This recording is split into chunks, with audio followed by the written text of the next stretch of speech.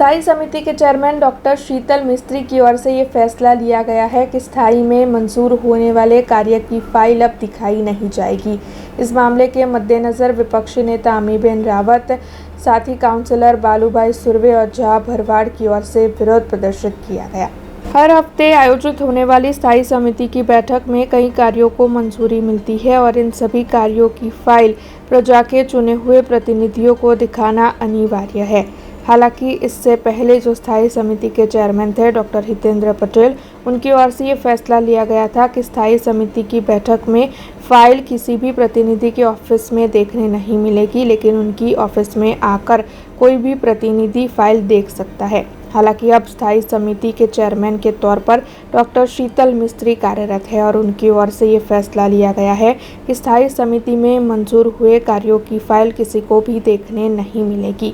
ऐसे में इस मामले के मद्देनज़र आज जब वडोदरा महानगर पालिका की बड़ी कचहरी पर विपक्षी नेता अमीबेन रावत, सीनियर काउंसलर बालू सुर्वे और जहा भरवाड़ फाइल देखने के लिए पहुंचे थे, तब फाइल देखने का इनकार होने के चलते उनकी ओर से पालिका की बड़ी कचहरी पर धरना प्रदर्शन किया गया और इस मामले में विरोध जताते हुए फाइलें दिखाने की मांग साझा की गई। वडोदरा शहर में પહેલાની એવી પરંપરા છે કે કોઈ પણ સ્ટેન્ડિંગ સમિતિમાં કામ આવે એની ફાઇલ હોય એ જોવા માટે કોઈ પણ સભાસદ હોય એને આપવામાં આવતી હતી। સભાસદ જોઈને એમાં શું કામ છે, કેટલું કામ છે, કેવી રીતે કરવાના છે, પછી વિસ્તારમાં જઈને એમના લોકો પ્રજા જોડે એની ચર્ચા કરતા હોય છે।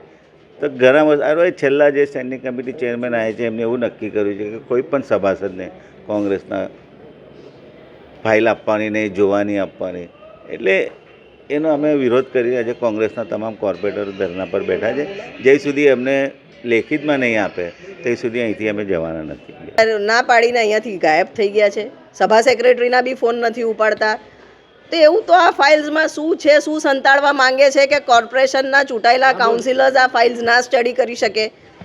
એવું તો વહીવટમાં શું એ લોકોએ ગેરરીતિઓ કરી છે તો જેનાથી ફાઇલ્સ શેર કરતા ડરે છે। એક બાજુ તો ઓનલાઈન વહીવટની વાતો કરતા હોય છે, સ્માર્ટ સિટીની વાતો કરતા હોય છે, પેપરલેસ ઓફિસની વાત કરતા હોય છે। જ્યારે પેપરલેસ ઓફિસ કરશો તો તમામને તમામ એક્સેસ આપવા જોઈએ।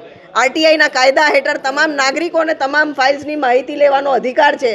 એક બાજુ માહિતીનો અધિકાર હોય ને બીજી બાજુ ચૂંટાયેલા કાઉન્સિલર્સને તમે ફાઇલ્સ જોવાથી दूर રાખો, આ કઈ રીતના શક્ય હોય? જ્યાં સુધી फाइल्स नहीं बतावे અમે અહીંયા ધરણા पर बैठा છે। अब खबरों से लगातार अपडेट रहना हुआ आसान।